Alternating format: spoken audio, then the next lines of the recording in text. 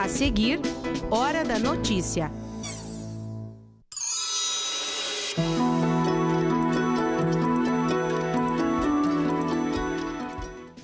O que as pessoas que trabalham à noite fazem para driblar o frio que veio com tudo nesta semana? Quais os riscos do trabalho em ambientes com baixas temperaturas e as principais doenças e lesões ocupacionais provocadas pelo frio? A gente fala sobre o assunto com uma médica do trabalho. Hoje tem mais uma dica da série Saindo do Vermelho. Vamos falar sobre a possibilidade de empreender. E ainda as melhorias no lar da vovó em Passo Fundo, que abriga 24 idosas. A ação foi possível através de uma parceria com o Rotary Club. Hoje é quarta, 19 de julho, é Hora da Notícia.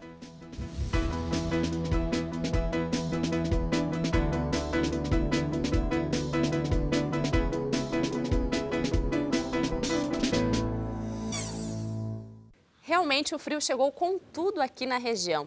E você, já pensou em quem precisa trabalhar durante as noites com essa temperatura? Pois é, essa é a realidade de muita gente que trabalha principalmente na rua, bem longe de um ar-condicionado ou aquecedor. Por isso a gente traz 5 histórias de pessoas de profissões diferentes que têm isso em comum. A receita para driblar o frio é com eles. Ernesto, Alexandro, Adel, Marta e Bruno. Se juntar esses 5 dá mais de 40 anos de carteira de trabalho. E mesmo depois de tanto tempo, ainda é difícil lidar com as noites mais frias. Começamos com a história do Ernesto. Trabalha há pelo menos 10 anos como coletor de lixo e o seu turno, o da noite. Essa é provavelmente uma das noites mais frias do ano aqui em Passo Fundo, mas claro, a coleta de lixo não pode parar. E aí, seu Ernesto, tem como amenizar um pouquinho esse frio? Correr não tem. Só assim mesmo? Só assim. Pois é, e o Ernesto corre. Se movimenta muito, faça frio ou calor. Nesse caso, tá fazendo frio. Muito frio. Os últimos dias foram uma prova de fogo para ele, que já sabe decorado a rota do caminhão de lixo. Correndo, aquece e daí a gente usa a capa, né? Que a capa para não se molhar e para aquecer. Ela ajuda a gente, é uma coisa boa, né? A gente lida com frio com isso aí, né? Frio e chuva não perdoa. Foi no trabalho que ele conheceu o Adel, outro personagem dessa história. Ele não corre tanto quanto o colega, mas o acompanha nessa jornada. O Adel é o motorista do caminhão há mais de 20 anos. A empresa dá os equipamentos, EPI, dá as proteção, capa e tal, mas mesmo assim é sacrifício, né? Porque é uma profissão que tu tem que encarar, chova ou vento, faça neve. O que der e vier, tu sempre tem que recolher. Do outro lado está o Bruno. Pega o pedido e entrega certeiro, sabe tudo das ruas da cidade. No fim, acabou tendo que se acostumar com o frio. Uma calça térmica que mandou fazer aqui, quase todos os motoboys usam. A jaqueta, moletom, luva. Tem que se agasalhar bastante. Tem um protetor nas mãos que a gente bota nas motos. A gente chega na casa e diz, ai, que dó de vocês esses dias, mas... tem que trabalhar, não adianta. Assim como tem o verão, que é a parte boa, tem o inverno. Todas as profissões têm o lado ruim. Realmente, toda profissão tem seus altos e baixos. O Alexandro é vigilante. Trabalha sempre à noite e, assim como o Bruno, de moto. Nesse caso, o que fazer para driblar tanto frio? O que muda bastante é a temperatura para nós, né? É as mesmas atividades. A gente tem que se agasalhar mais, botar um monte de roupa, né? Se proteger o máximo possível daí. E o que dizer da Marta, que trabalha como auxiliar de limpeza? Bom, manter o bom humor é receita certeira. Se tu for ficar parado é pior, né? Mas tu estando lidando, tu nem sente frio. Tu vai sentir quando tu para. Mas enquanto tu tá lidando, tu não sente. Não sente frio nenhum. Tu sente até calor demais. Tá certo. As baixas temperaturas chegaram e mesmo que a vontade seja ficar em casa quentinho, não dá para parar de trabalhar durante o inverno. Então, o jeito é buscar alternativas para se aquecer, como essas que a gente viu aí na reportagem. Olha, e é sempre preciso tomar alguns cuidados, já que os ambientes frios representam um risco à saúde dos trabalhadores.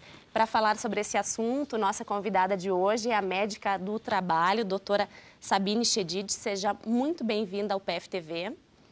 O prazer é todo nosso, Kelly, de estar aqui mais uma vez. É uma grande satisfação trazer um pouquinho de informação, né, nesta nossa área.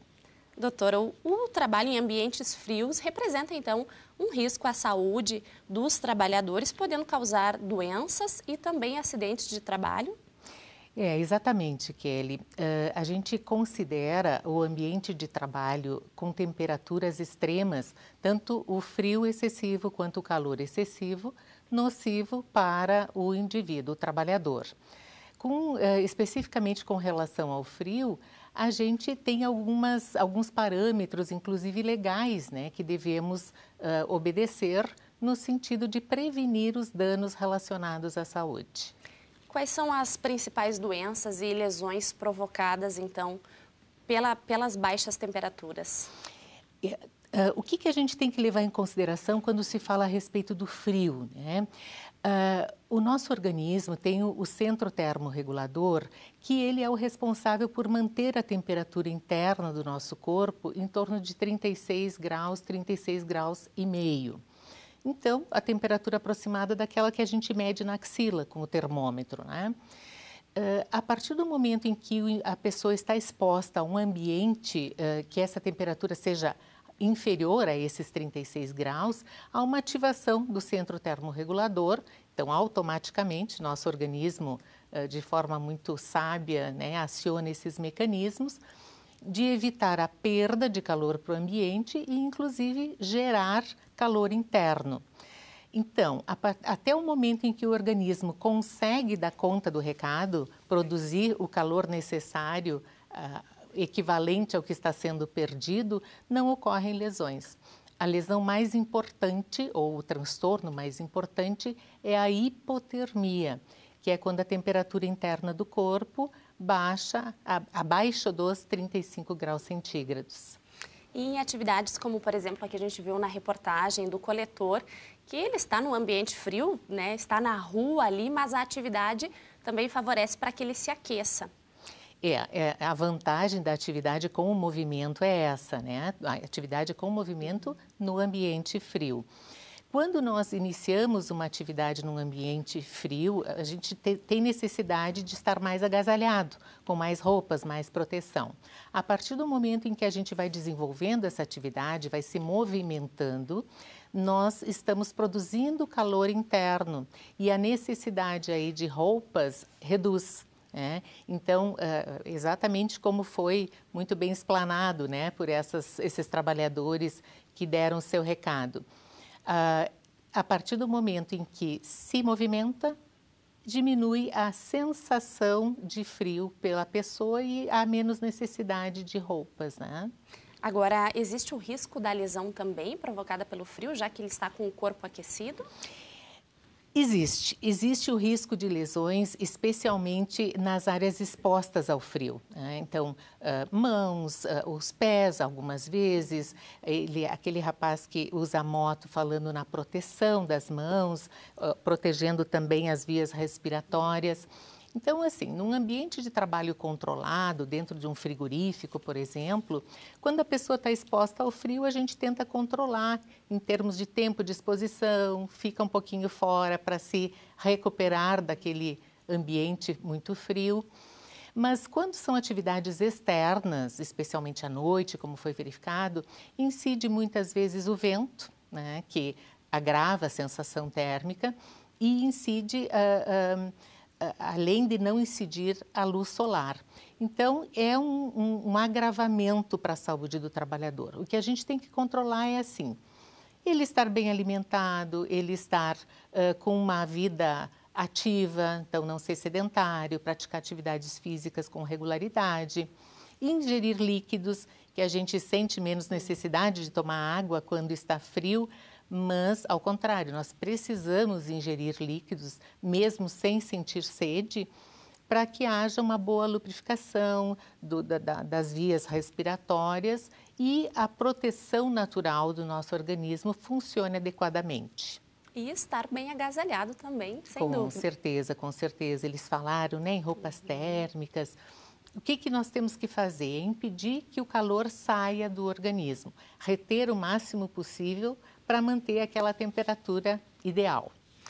Tá certo. Muito obrigada pela sua participação aqui no Hora da Notícia e um bom trabalho, doutora. Muito obrigada. Eu que agradeço a oportunidade. Obrigada.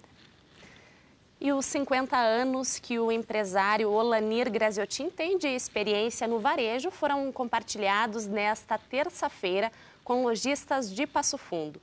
O varejo, além do ponto de venda, foi o tema da palestra na reunião almoço promovida pela Câmara de Dirigentes Lojistas. E um dos conselhos dados é de que o lojista, que quase sempre está focado no resultado das vendas, deve também olhar com atenção para outros setores da sua empresa, como o administrativo e financeiro. A palestra reuniu mais de 100 empresários. E depois do intervalo, as melhorias no lar da vovó de Passo Fundo, que abriga 24 idosas. Nós já voltamos.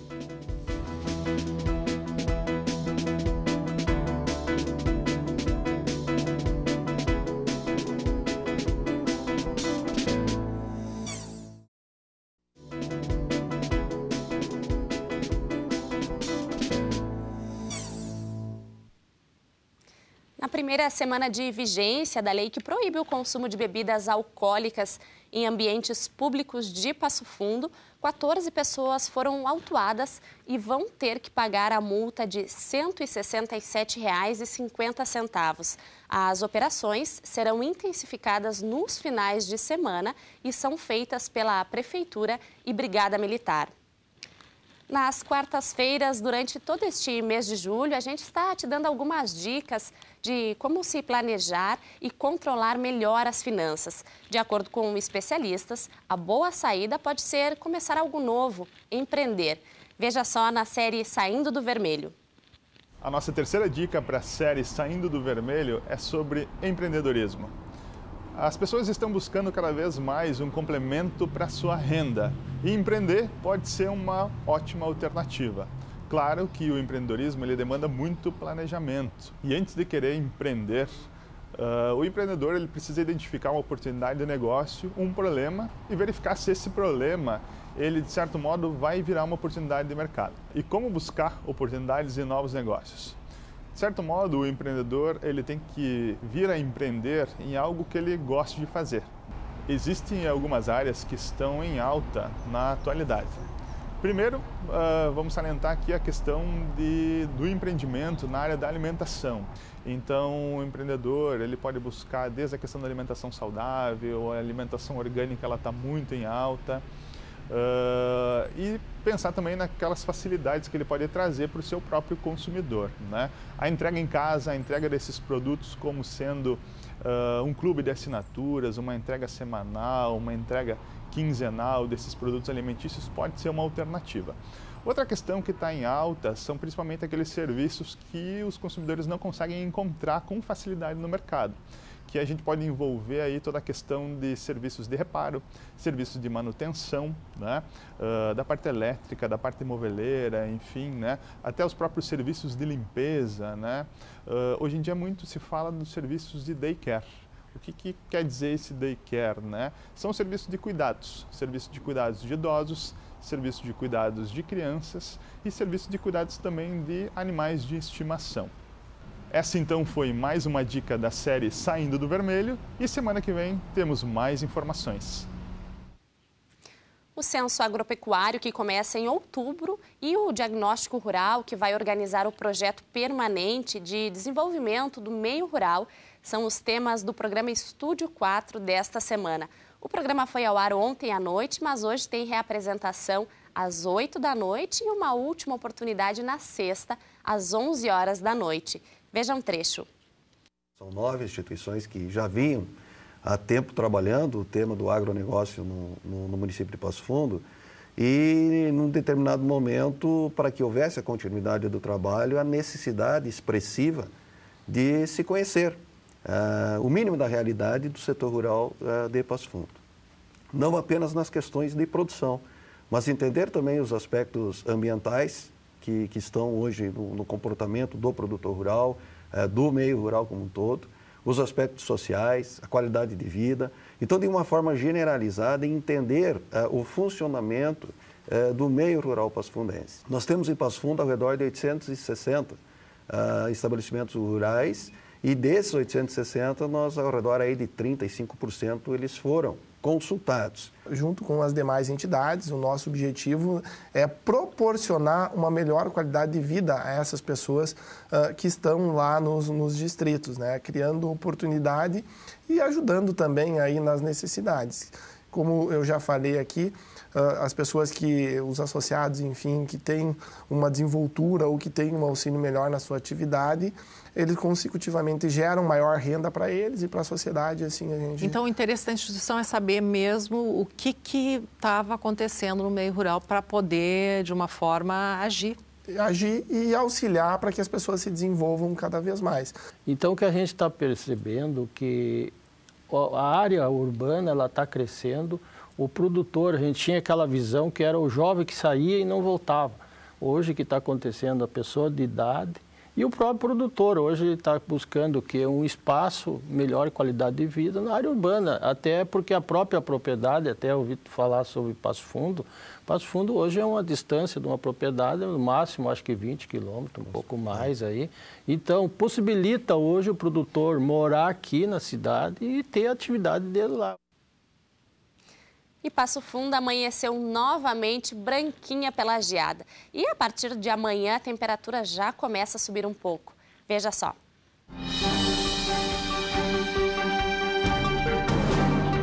A previsão para esta quinta-feira deve ser de tempo limpo em Passo Fundo e região. As temperaturas variam entre 4 e 18 graus. A sexta também deve ser de sol pela região e as temperaturas ficam entre 9 e 20 graus. Agora a gente fala sobre como ajudar a aquecer quem precisa de roupas neste inverno. É que uma turma de alunos do ENAVE, aqui de Passo Fundo, está com um varal solidário na praça em frente ao Notre Dame, no centro da cidade. A ideia foi dessa moradora do centro, que tem 16 anos. Logo no começo já teve gente que foi pegar as doações.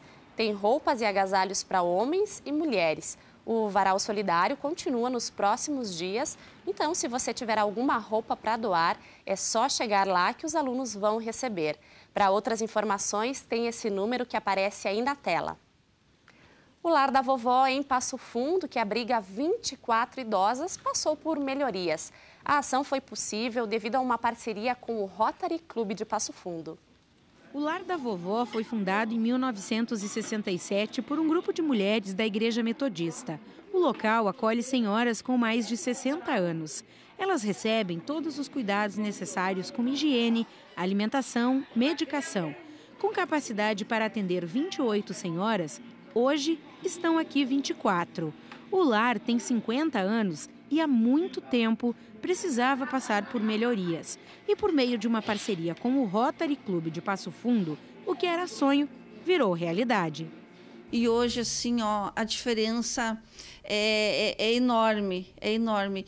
E a satisfação de toda essa mudança, de todas essas benfeitorias, isso aí não é para mim, não é para nós, isso aqui é para elas. Né? Elas que vivem aqui, elas que têm que ser bem aconchegadas, elas têm que estar bem no conforto. A verba para as melhorias foi arrecadada em um baile feito pelo Rotary em novembro do ano passado.